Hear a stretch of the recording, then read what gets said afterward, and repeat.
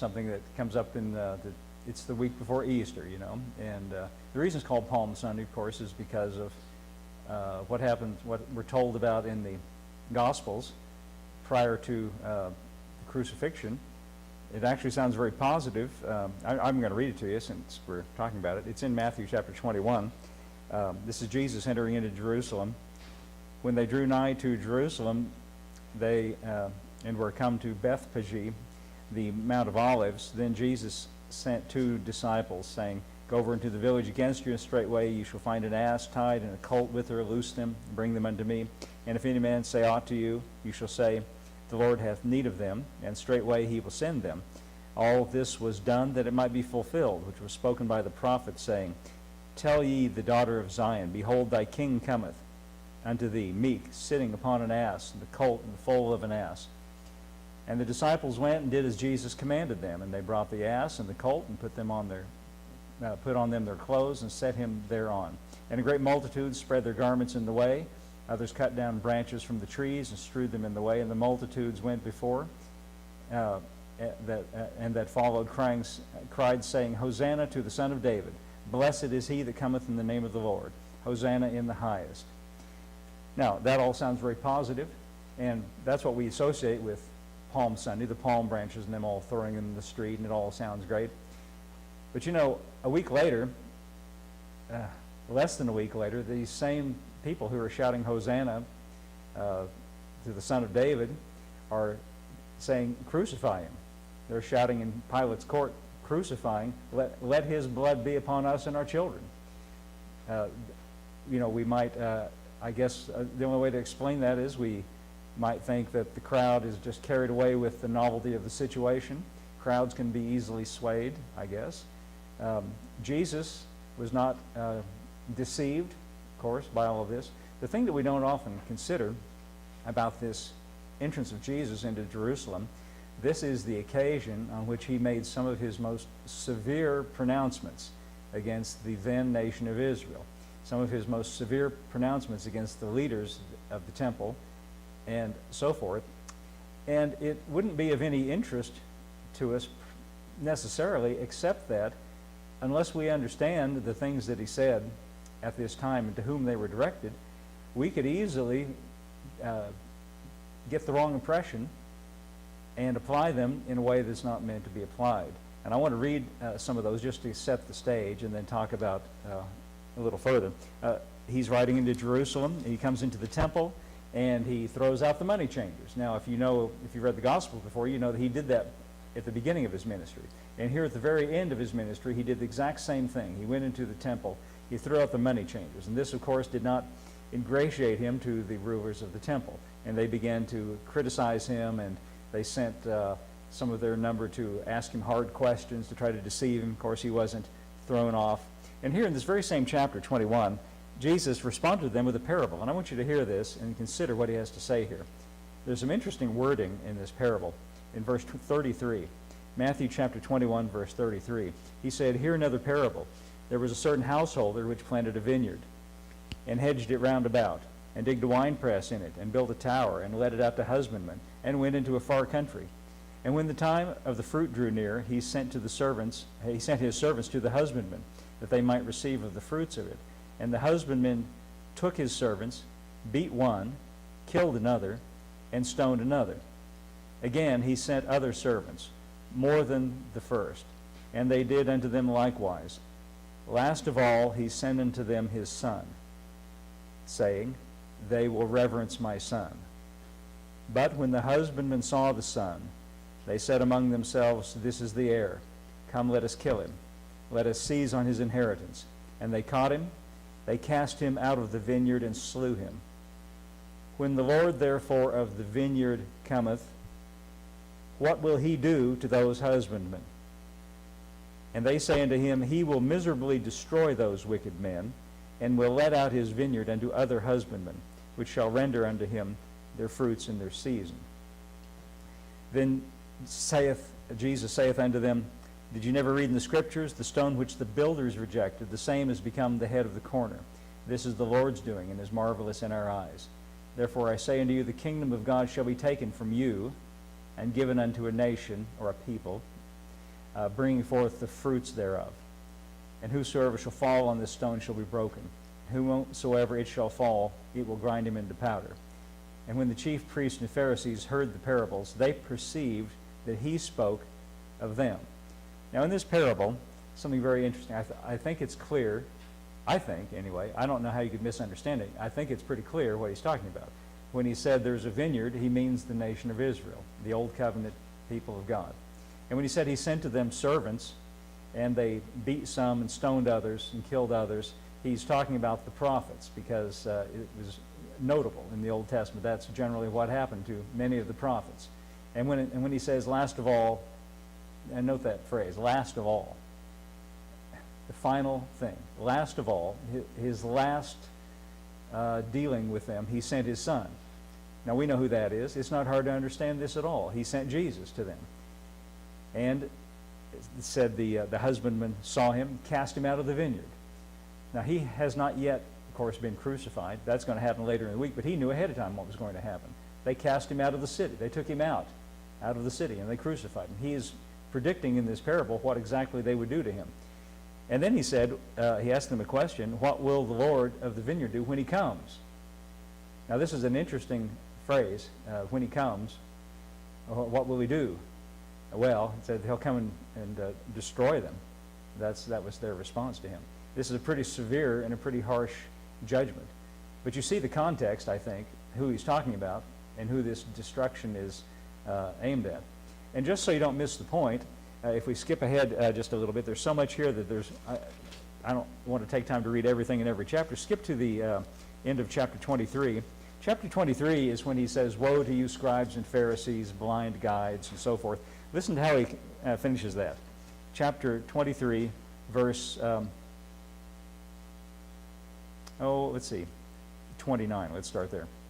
Woe to you, scribes and Pharisees, hypocrites, because you build the tombs of the prophets and garnish the sepulchres of the righteous. You say, if we'd been in the days of our fathers, we would not have been partakers with them in the blood of the prophets. Wherefore, you be witnesses unto yourselves, that ye which are the children of them which killed the prophets, that you are the children of them which killed the prophets. Fill ye up the measure of your fathers. You serpents, you generation of vipers, how can you escape the damnation of hell? Wherefore, behold, I send unto you prophets, wise men, scribes. Some of them you shall kill and crucify. Some of them you shall scourge in your synagogues and persecute them from city to city.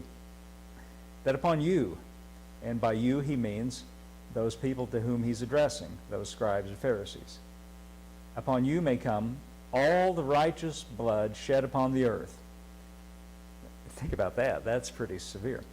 Upon you may come, that means the retribution for all the righteous blood shed upon the earth, from the blood of the righteous Abel, right in the very beginning of Genesis, to the blood of Zacharias, the son of Barachias, the last prophet before John the Baptist, whom you slew between the temple and the altar. Verily I say unto you, all these things shall come upon this generation. Now that's pretty clear, is it not? Yeah, I think it's pretty straightforward. Now the disciples of Jesus were hearing all of this, and they were understandably disturbed.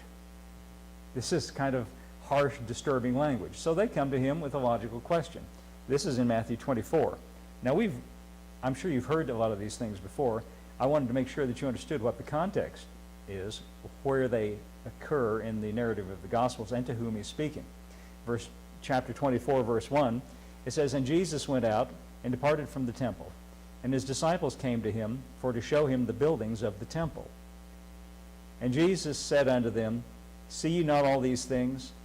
Verily I say unto you, there shall not be left one stone upon another that shall not be thrown down. Now this must have really disturbed them. You know, the temple was quite a deal, quite a complex, huge building. It took 40 years to construct it, Herod's temple. And he says there's not going to be left one stone upon another. Now the disciples want some clarification about this. And so verse 3 says, As he sat on the Mount of Olives, the disciples came to him privately, saying, Tell us. Now this is a good question, they asked. Tell us, when shall these things be? And what shall be the sign of thy coming, and of the end of the world? Now they ask him three questions. When shall these things be? By these things, they mean the destruction of the temple. Right? Can you see that? When shall these things be? The things he just got through telling them about. They might also have in their mind those parables that he gave and the judgment that he implied when he said, upon you will come all the blood of the righteous from Abel to Zechariah. And he did say in a parable, what will the Lord do when he comes? Well, he'll come and destroy them, and the other gospel says them and their city. So they might have that in mind too. And you need to understand something. That these disciples of Jesus, when they say, oh, that's kind of fuzzy, isn't it? I didn't realize how out of focus that was. That's a good thing about it. I can just walk down here. No, it's not your glasses have gone back. There you go. How's that? That's better. Sorry, I didn't realize that was so fuzzy. Somebody should have told me that the words are fuzzy. You have to understand something. When they said, when shall these things be and what shall be the sign of thy coming? They didn't have a doctrine of the second coming of Christ like we do. Now in the church world, we read that and we put all kinds of shades of meaning in it that they didn't have. They didn't have a doctrine of the second coming of Christ. As far as they knew, he was here, and that's all they knew about it. Now where do they get this idea? Why do they say, sign of thy coming? You know where they got that? If you go back and read in the Gospels, the only time he mentioned anything about that, a future coming, prior to this, was when he said that the keepers of the vineyard, the husbandmen, were going to cast out the son and kill him. And what shall the Lord do when he comes? That was just a couple of pages before, was it not? It was just a few pages before. That's what they're thinking of. And he identified himself as the Lord when he said, I send prophets, I send wise men to you. And so they're saying to him, we don't understand this, Jesus. How are we going to know when this is what you're talking about is going to happen? That's what they mean by your coming. And the end of the world. Now, where did they get that idea? Well, actually, that's a little bit unfortunate that the King James renders it this way. When we read the word world, we think of the planet Earth. That's logical. I can see why you might think that. We think of Earth, and we imagine that what's under discussion here is the planet being destroyed or something of that nature. Now, when we talk about apocalyptic things, that's what most people in the culture at large, the end of the world is kind of a phrase that's kind of thrown around, whatever that might mean. It doesn't sound very good. Actually, the word that's used here, if you look it up in the Greek concordance or in Strong's concordance, it's a word that does not mean the physical planet at all. It means the age. It's the word aeon, A-E-O-N. Let me read it to you, what the word means here. I looked it up just so I could give it to you today. The Greek word for translated world here is actually A-I-O-N, aeon, meaning the end of an age or an era. That's from Vine's Expository Dictionary. The end of an age or an era. Doesn't mean the planet, it means an age. The end of an age or an era is what's under discussion here. Now we can understand where they got that idea, because he implied that the current state of affairs in Israel was going to come to a screeching halt, that he was going to come and destroy them and their city. Now he says that the temple itself is going to be destroyed. That is the very symbol of Judaism at that time. He said, not one stone will be left upon another. When shall these things be? The destruction of this temple, the sign of thy coming to destroy those wicked men and their city, and the end of this age. That all makes perfect sense then. Now, you know why I'm reading this to you, why I'm telling you this here on Palm Sunday, because it's commonly, these passages are commonly misunderstood in the culture at large, and unfortunately in the church world at large. And every so often, every few years, somebody will come along and predict the end of the world. Whatever that might mean, whatever shade of meaning that might include lots of different things to different kinds of people.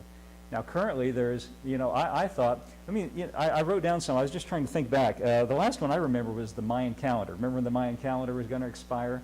You remember that? And everybody was expecting, now that you wouldn't think Christians would jump on the bandwagon there, but there were a lot of them did. A lot of them did at that time. And that wasn't very long ago, and I remember it. And of course, as you know, nothing happened. Am I right? Now before that, you might not remember this. I had to look this up. I knew there was one, I couldn't remember the guy's name. A guy named Harold Camping predicted the end of the world in 2011. He put up billboards. Now, you might think some fly-by-night, disreputable person, no-name person who puts up a billboard, why would anybody give it a second thought? But you know what? It made a lot of news. A lot of Christians were alive. I was alive then. That was 2011. I remember it I saw it with my own two eyes on the news. There were people that were alarmed. I talked to people personally at that time who were afraid and worried. Now, the thing of it is with these predictions, some people are alarmed and afraid. Some people, like some Christians, are excited about it because they think it's going to be some big, exciting, a great thing in some sense.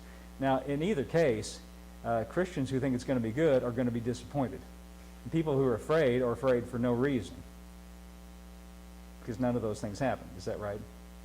Here's another one. I had to look this up too. The year 2000. I remember this vividly. Do you remember when it changed from 1999 to 2000?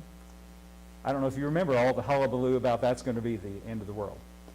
That was actually, I found out from looking it up on the internet, that was predicted by such notable figures as Jonathan Edwards, Isaac Newton, and other people in the past who just looked at that change of calendar date and said, that's got to be, 2,000 years, at the year 2000, that's got to be the end. Nothing can go on after that. I remember Y2K, remember that? The computers were supposed to crash. And the bank vaults wouldn't open, electricity grids wouldn't work, it would be chaos, and civilization would come to a grinding halt. At that time, in 1999, I remember listening to Christian radio and hearing many Christian leaders, because I listened to radio in my work and when I'm traveling. I remember vividly listening to discussion among Christian leaders about the end of the world. And I remember one of them, if I mentioned their names, you would know some of their names. And I'm not going to mention any names. But I remember them saying, I remember one man saying, if God doesn't judge America and start the tribulation at the year 2000, he's going to miss his best opportunity. Well, he missed his best opportunity. Now, the current one that's going on, and in recent weeks, I've had at least 4, maybe 5 people, some alarmed, some excited, depending on which side of the fence they're on, about a book that's been written about the blood moon. Have anybody heard of that? Okay, now, yeah, I'm trying not to mention any names here, but it's a book. Yeah, there's a lunar eclipse coming up, and there's actually a series of 4 of them in close proximity. Now, they're not like night after night. By close proximity, I mean 4 lunar eclipses over a period of a year. And because of this lunar eclipse, the moon takes on a reddish appearance. And they call that, in colloquial terms, that's sometimes called a blood moon. That's not the only name for it. It has other names as well.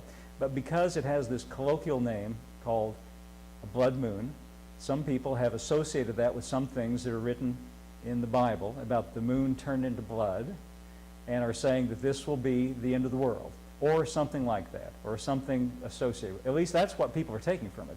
Now, I've had 2 people talk to me who were really worried about it. One out of the prison last week. What's up? They're really concerned. Now, the older you get and the more you go along and you can remember these things coming and going, it makes you a little bit, doubtful on one hand. But I can tell you that in the year 2000, I didn't know as much as I know now. You might think I've always known everything I know now. In the year 2000, I kind of was, well, maybe, I don't know, who knows, maybe, I don't know, it could be, maybe not. It caused me to do some very serious study. And I came to the conclusion that, and I'm getting ready to share with you my reasons why, that none of these things have been correct, and none of them will be correct. The whole thing is off base. The whole thing is wrong. We, as Christians, living today, are not supposed to look for signs in the heavens or anywhere else. Earthquakes are not a sign. Of course, you could say, when these events come and go, things happen. There's always going to be news. And I want to go on record right now and predict, now this blood moon thing starts on April 15th, coming up this next week. So I want to go on right now with my own prophecy. And this is going to be on the internet, so hopefully this will spread around. This is my prophecy. Nothing's going to happen. Nothing will happen. Of course, there's ordinary news, but nothing in terms of apocalypse will happen. Now, Christians who... Yes, well, here's what I want to share with you. Most of this, Christians who are expecting something important to happen are going to be disappointed. People who don't know any better are going to be afraid for no reason. Nothing of any spiritual significance is going to happen on April 15th. And actually, I looked this up on the internet. These occurrences of this blood moon or this lunar eclipse, April 15th, October 8th, April 4th of next year, September 28th of next year. So there's quite a few of these. There's quite a span of time here, these four. This is from space.com. These four lunar eclipses happening in this kind of proximity are not completely rare. There was another one in 2003. Evidently nobody thought of it then. And there's going to be 7 more before the end of the century. So it's not like it's some unknown thing. But here's what I want to say to you. Most of this idea about looking for signs comes from this chapter that I'm reading to you. Now, I've took the time to read the context so that you could see to whom Jesus was speaking. He's not speaking over the heads of his disciples. Now, he just got through saying that the Lord of the vineyard is going to come and destroy it in that parable. Is that fair to analyze it that way? I think that's how they took it. And he said explicitly now the temple's going to be destroyed. He's talking about some pretty severe judgment. So his disciples rightly and logically want to know, when is all this going to happen? Now, if the things that he's getting ready to say are meant to be for us, then he is misleading them. Because he doesn't say to them, see, if the things he's getting ready to say were meant for you and I, living 2,000 years after the fact, what he should have said next to his disciples was, now guys, just relax. What I'm getting ready to say, there's some people coming along about 2,000 years. They're really going to need to know this, so you better write it down for them. But as far as you're concerned, just forget about it, because you'll be dead and gone. Now, that would have been the honest thing to say if that's what he meant. But he didn't mean that, and he meant what he said. And he was honest when he addressed their questions. And there was a good reason for it, too. Let me go on reading. Verse 3 says, as he sat down on the Mount of Olives, the disciples came to him privately, saying, tell us, when shall these things be? What shall be the sign of thy coming and of the end of the age? Remember, it's not the world, but the age. What age, by the way, was coming to an end? The age of the Old Testament, the age of the Old Covenant. He already announced at the Last Supper a new covenant. The age coming to an end was the age of a temple, a physical temple, physical animal sacrifices. What's the new age? The new age is the new covenant, a sacrifice of Jesus, of the blood of Jesus instead of the blood of animals. It's a covenant of grace rather than a covenant of law. A big change, by the way. So, end of an age. It's the age of the law, the age of Moses, the age of the temple. I think it's easy to see that from the context. So he says in verse 4, he answered and said, take heed that no man deceive you. Who's you? Those disciples of his. For many shall come in my name, saying, I am Christ, and shall deceive many. Verse 6 says, and you, now who's you? The disciples. You shall hear of wars, rumors of wars. See that you be not troubled, for all these things must come to pass, but the end is not yet. End of what? The end of the age that he's been describing, culminating with the destruction of the temple. He says, you're going to hear of wars and rumors of wars, and so forth and so on. You know, most people take this and read this and say, now, there's never been so many wars. That's a sign of the end of the world. You know, you do hear a lot of things. I like what the Message translation, Alex, could you give me the Message translation? I like what it says here. I think this gets to the heart of the matter. This is very interesting, I think. When reports come in of wars and rumored wars, keep your head and don't panic. This is routine history. This is no sign of the end. Now, how about that? Now, if you've ever read history, as I have, I like to read history, you'll find out that wars and rumors of wars and earthquakes and those kinds of things, there's nothing special about that. That's been going on from the beginning of time until the present day. There's always been some war going on somewhere. I like what it says here. When you hear about these things, don't panic. It's routine history, you see. Rather than being a sign of anything, he's saying it's just history, is what he's saying. Don't be alarmed, disciples. Okay, go back, Alex, to King James. Now keep in mind, I want to just keep emphasizing to you who he's talking to. He's not talking to you and me. If he meant you and me, he would have said to them, don't worry about it. He's talking to them. Because if he meant us, he's misleading them. You know, by the way, the people that spoke in the Bible, like Jesus, and the people that wrote, like the Apostle Paul, first of all, were addressing real people at that time. You know, let me take a little side excursion here just for a second. I think this is an important example of Bible interpretation. Alex, would you give me turn to Romans? Let's see what I want. Romans chapter 15, verse 24. I'm just kind of Alex. This is in Paul's epistle to the Romans. I want to read this to you. Romans chapter 15, verse 24. This is such an important rule of Bible interpretation. I'm going to illustrate here. Okay, Paul's writing to the Romans, and he says, "Whensoever I take my journey into Spain, I will come to you, for I trust to see you in my journey, and to be brought on my way thitherward by you, if I may first be somewhat filled with your company." Now, what would you think of me if I read that and I said, folks, Apostle Paul is coming here because he said in Romans, "Whensoever I take my journey to Spain, I will come to you." Now, it's right here in the Bible, and so let's all get ready. Apostle Paul is going to be here one of these days. You would think I was off my rocker, right? Right? Well, why not, though? I mean, it's in the Bible, is it not?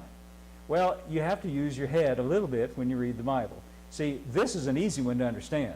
We can easily understand that when he says, "Whensoever I take my journey into Spain, I will come to you, for I trust to see you in my journey," we know that he doesn't mean us, right? Now, here's the rule of thumb. Here's the rule of interpretation. The people to whom it was first addressed, it had to mean something to the people to whom it was first addressed. Now, you might say, well, if he's just talking to them, why do we read anything in the book of Romans? Well, the reason is when he's talking about spiritual truth, it's applicable to everyone. But when he's talking about physical things that are going to happen, like taking a trip, and I'm going to come and see you, we can rest assured that, and we can understand, you have to apply a little bit of, thought to it. If he meant us, if he meant us, he wouldn't have said it to them. He would have had to say to them, "Now, folks, I'd love to come to see you, but I'm going to come see some people in the year 2014, and you'll all be dead by then." But he said, when he said, "I'm going to come and see you," he meant them, not us, right? Now, go back to Matthew chapter 24. When he's talking about spiritual truth, that applies to everyone. But when he's talking about real events, he's talking to the people to whom he's speaking, or else he should specify it. You know, by the way, in the book of Daniel, at the end of, have you read the book of Daniel? You know what happens in the book of Daniel? There's all these stories in the beginning, but at the end, he sees a lot of prophetic visions. And he asks the angel, right in the last chapter, "When's all this going to happen?" And he said, "Sleep and take your rest, Daniel. Seal up the words of this prophecy, for the time is not yet." Now, that's a good, honest answer. He tells Daniel, you're going to sleep, that means you're going to die. And the time's not yet. Well, if the time's not yet, we're going to be told that. But if he says to people that are standing right in front of him, he's looking his disciples in the eye and saying, "You're going to see some things," it's for their benefit. Let's go on reading. Where were we? Verse 6. "You shall hear of wars, or rumors of wars. See that you be not troubled, for all these things must come to pass, but the end is not yet." Again, let me just emphasize the end, meaning the end of the age of Israel, the end of the law, the end of the temple. "For nation shall rise against nation, and kingdom against kingdom. There shall be famines, pestilences, earthquakes in divers places. All these are the beginning of sorrows. Then shall they deliver you to be afflicted, and shall kill you, and you shall be hated of all nations for my name's sake." Friends, this is never going to happen to you and me. It did happen to them. You can read about it in the book of Acts. It's recorded right in the book of Acts. This happened to them. They were delivered up into synagogues and so forth. They were afflicted. They were killed. That's not going to happen to you and me. That happened to them. He's talking to them. Verse 10. "And then shall many be offended, and shall betray one another, and shall hate one another. Many false prophets shall arise, and shall deceive many. And because iniquity shall abound, the love of many shall wax cold. But he shall endure to the end, the same shall be saved." Again, the end meaning the end of the age that he's talking about. Now let's go on reading. "The gospel of the kingdom shall be preached in all the world as a witness unto all nations, and then shall the end come." Now you might stop there and say, well, now, that couldn't have happened then. Well, he didn't actually, I looked this word up. It's amazing what you find out when you look up words. Listen to this is a very interesting word that he uses here. And I wrote the pronunciation out. The word translated world here is oikumene. Oikumene. It's a Greek word, and it means the inhabited world, specifically in reference to the Roman Empire. It's the same word that's used in the Gospels when Caesar made a decree that all the world should be taxed. Now, Caesar didn't come over here and tax the American Indians. He meant under his jurisdiction. It's a word referring to the inhabited world of their knowledge. Now, we're going to see here, he specifically means the different ethnicities, the different nations. And I'm going to we'll see it in just a minute, where that's recorded in the book of Acts as well. And I'll show it to you in just a moment. But let's just go on reading so I don't break the train of the thought here. Verse 15. The reason I'm pointing this out is people take these verses out of the context and out of the setting and try to make something apply today that is not really a fact. Verse 15, when you shall therefore see the abomination of desolation spoken of by Daniel the prophet stand in the holy place, whoso readeth, let him understand. Then let them which be in Judea flee to the mountains. Now, that's a puzzling thought, unless you compare it to when Jesus gave this same speech in Luke's Gospel. Alex, would you give me Luke's Gospel, chapter 21, verse 20. Notice what he says, let them which be in Judea flee to the mountains. By the way, I heard an end times preacher on the radio one time talking about this, and he was desperately trying to make this apply to you and me today. And he came to this verse, and he said, well, he said, that just means if you happen to be visiting Israel at that time, then flee to the mountains. No, he doesn't mean us. He means that they were there, and he was telling them to get out of Dodge for good reason, because Dodge is getting ready to be wiped out, just like he said. Now, Alex, give me Luke's Gospel, chapter 21, verse 20. Luke 21:20. Jesus made this same speech, and he used a little different words, gave a little different explanation. When you shall see Jerusalem compassed with armies, then know that the desolation thereof is nigh. Now remember all the things we've been talking about. This is all part of his discussion on the day that he came into town Sunday. And he gave a parable, I read it to you, about the Lord of the vineyard coming and destroying them in their city. We read that upon you will come the judgment for all the blood, the righteous blood shed on the earth since the time of Abel and to Zechariah. And he's giving them specific, physical, real information prophetically here. He said, when you see armies compass about Jerusalem, know the desolation thereof is nigh. Next verse. Then let them which are in Judea flee to the mountains, and let them which are in the midst of it depart out. And let them not that they're in, and the countries not enter therein too. Okay, next verse. For these be the days of vengeance, that all things which are written may be fulfilled. Now, does this fit in with what we've been looking at so far? What he's pronouncing is as a final judgment on the then nation of Israel and Jerusalem and the temple and the associated kind of worship that was going on with the animal sacrifices. It's going to come to a screeching halt. Now, do you know that the things we've been reading about here are not things that are going to happen in the future? These are things that have already happened and are historically recorded. Josephus is one who recorded these things. Josephus was there when the Roman armies came to destroy. You know, there was an uprising in Israel. There were, you know, if you read Josephus, very interesting thing. The things that Jesus talked about here really did happen. You know, they rejected Jesus, and they said, crucify him, as you know. Other men came along in the period of time afterwards and said, I'm the Messiah. One of them got up a following, and they started a rebellion, one of these false Christs that he warned about. And the Roman armies decided they'd had enough, and they sent a general named Vespasian. And Vespasian came to Jerusalem, and they just indiscriminately began killing everyone. It was horrible. Josephus was living in Israel at that time, and he could see which way the water was flowing or the tide was turning, and he joined himself to the Roman army. And he said he came there. He was actually holed up in a cave with another man, and they were going to kill him. But Josephus said, wait, spare me. I'm a writer, and I can write for you and praise your general, and I'll write up his history. And so Vespasian thought, well, that's a good idea. And he saved Josephus on the promise that he would write his story and write his history. Well, Vespasian was called back to Rome because an emperor was assassinated, and his son Titus took over the job. Vespasian left, Titus took over, and Josephus continued to write the history of this catastrophe. And he records, Josephus does record the fact that when they got to Jerusalem, they had it surrounded. And the people in Jerusalem would not surrender because they thought, we're Jerusalem, we're the holy city. God will defend us. And so they just had them under siege. But at a certain point, Josephus records this, that a group of people came to leave the city, and Titus let them out. And they departed, just like Jesus said here. Just exactly what he said. They saw Jerusalem encompassed with armies. I presume that was Christians. Josephus didn't know who they were. He was not a Christian. He was a Jew. He said a group of people left the city, and the armies parted and let them out, and they just left and went into the countryside. Just like what he said here. Now notice that this context of all these things we're reading about is something that was specifically addressed to people living 2,000 years ago, not to us, not things that are going to happen in our day, not things of which we need to be concerned. These are things which have been historically fulfilled. And just to finish the story, just as Jesus said, the Roman armies did come and they destroyed the temple. The reason they destroyed the temple and not one stone was left upon another is they set it on fire, and all the gold melted and ran down in between the bricks. Josephus records this. They took big pry bars, pried the stones apart to get the gold out that ran down between the stones. Not one stone was left on another, just as Jesus predicted it.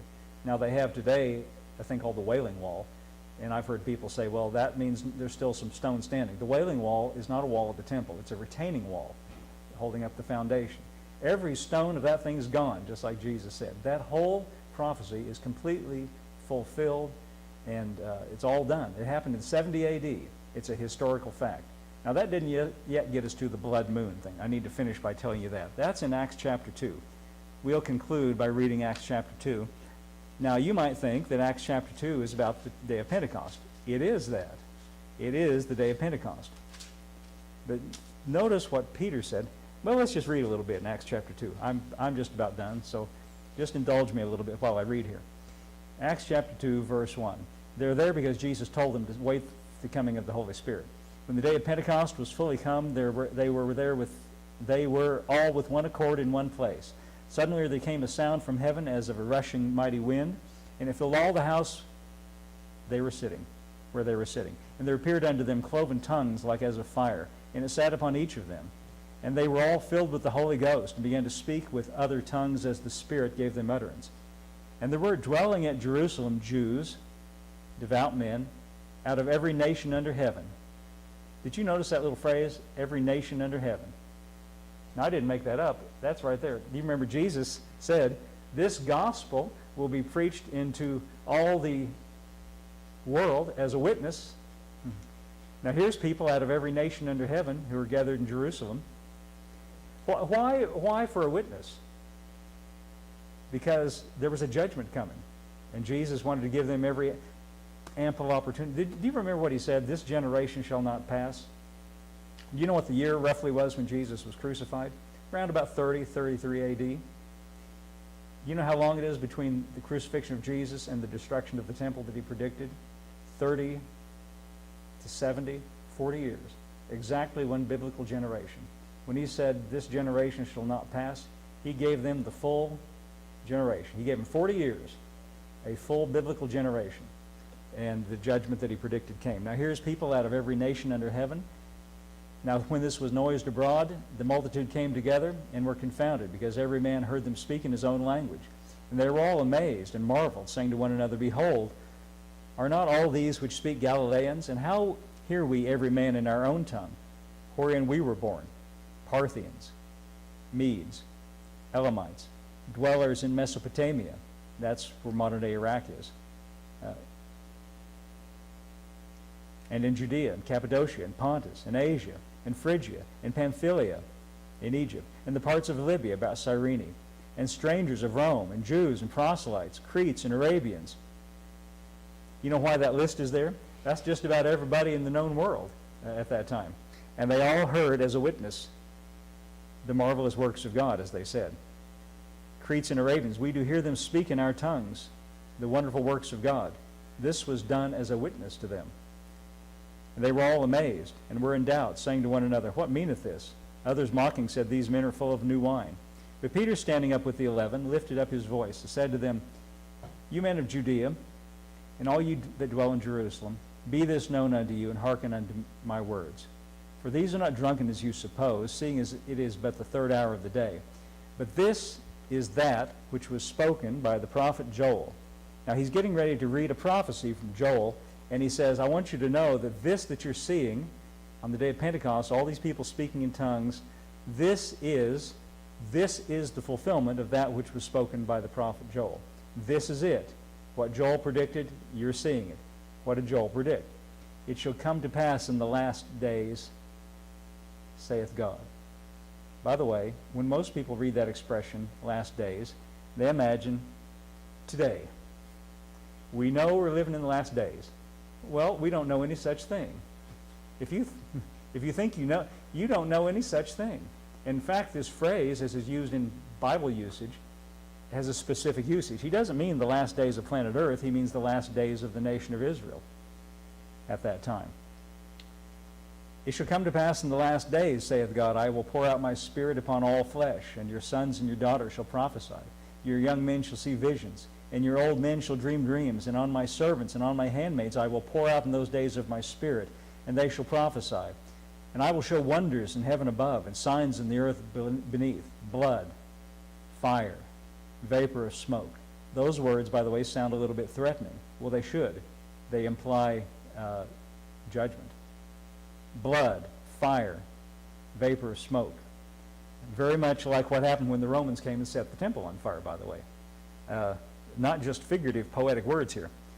Verse 20. The sun shall be turned into darkness, and the moon into blood. Oh, here's that word. Here's that thought. The sun shall be turned into darkness, and the moon into blood, before that great and notable day of the Lord come. And it shall come to pass that whosoever shall call upon the name of the Lord shall be saved. Now, all of this he's saying to them is for that point right there. Folks, judgment is coming, he says to that nation of Israel, living them under the shadow of what was about to come, a great and terrible destruction. You know, why did Jesus tell his disciples all those things and give them all those signs? Because he wanted them to escape. He wanted to warn them, and he wanted them to escape. He meant it for them. Why is this being preached to these people? Because he wants them to call upon the name of the Lord and be saved. Now, notice in let me just talk briefly about this blood moon business in verse 19. I will show, verse 20, sorry. Verse 20, the sun shall be turned into darkness and the moon into blood. Now, if you want to be strict with it, if you want to be strict with the wording, he says the moon will be turned into blood. He doesn't say it will take on a reddish appearance. If you want to be strict, he says it will be turned into blood. Now, I don't think you're going to find anybody who's going to argue that the moon will be turned into a liquid that has been in somebody's veins. I don't think you're going to find many people who are going to say, literally, the moon will turn into a globule of blood from somebody's body. No, it's metaphorical. It has to be understood as a metaphor. Well, if it's metaphorical, what is a metaphor? If he doesn't mean it literally, and I'm telling you he doesn't mean it literally. See, he doesn't say the sun will have an eclipse. He says it will be turned into darkness, lights out. And the moon turned into blood. Now, I'm going to suggest to you that he does not mean the sun up here and the moon going around the earth. He means these as metaphors. Now, is there any place in the Bible where the sun and moon are used as metaphors for anything? Oh, well, I'm glad you asked that. Let me read it to you. And you'll be surprised. Now, what have we been talking about so far? Judgment on the then nation of Israel. Am I right? Look in Genesis. Go back to the very beginning of where the nation of Israel began. Genesis 37, verse 5. This is the story of Joseph. You know, Joseph made a coat of many, or he didn't make it. His father made a coat for him of many colors and gave it to him, and it made his brothers jealous. Remember that?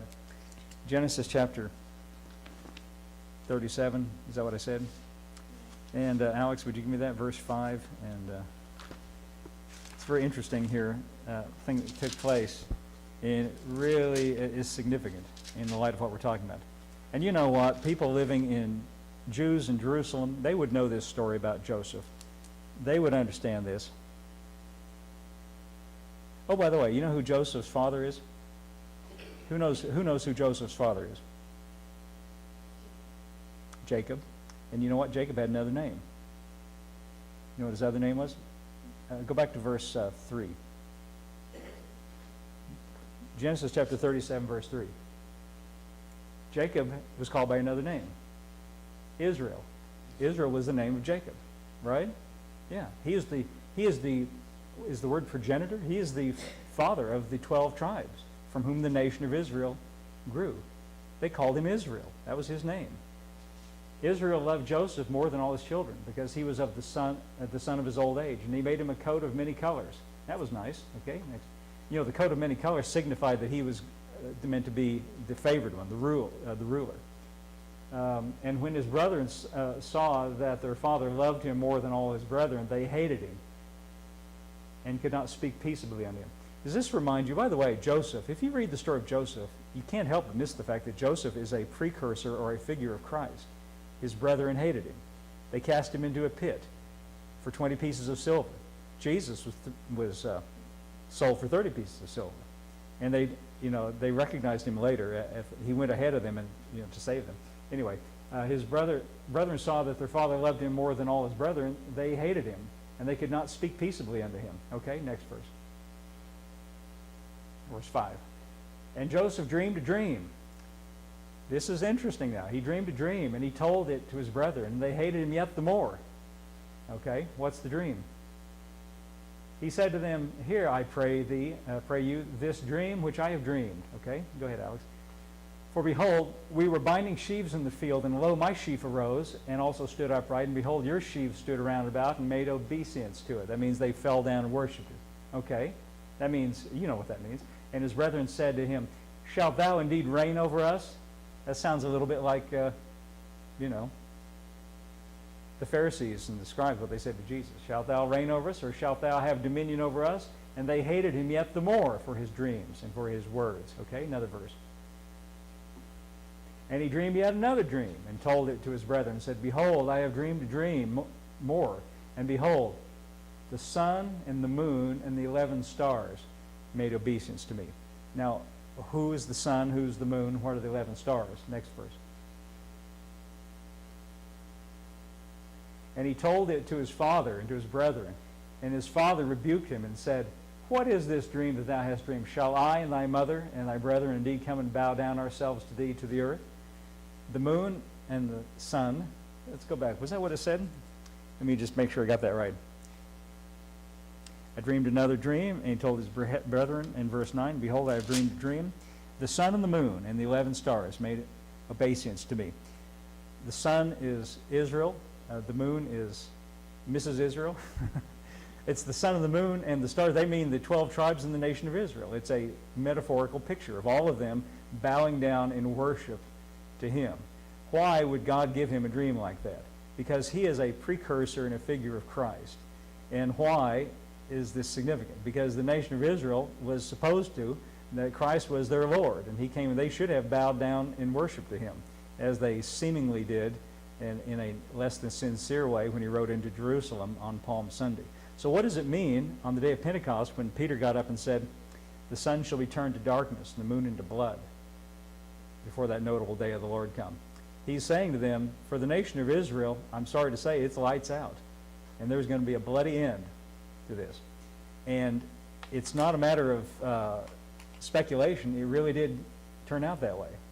Now, why is that important to us? Well, it's important to us because when somebody comes along and tries to scare you into thinking these things are in your future, I want you to know that the next time somebody, first of all, I want you to know nothing's going to happen on April 15th or any of those other dates. It's just a lunar eclipse. If you want to go out and look at it, go and admire it. But there's no spiritual significance to it. It's not the end of the world. There's no Antichrist that's going to rise up. Nothing terrible is going to happen. It's just ordinary, astronomical thing that's happening. There's nothing in the scripture that predicts something about a red-colored moon being important in any way, shape, or form. Now, this thing's going to come and go, and I guarantee you that somebody will think of some new one. There'll be some new one, but I want you to know, when the next person comes along down the pike, don't take it seriously. Don't be alarmed. Don't be disturbed. Well, where are we then in God's, calendar? You know where we are? We're in the kingdom of God.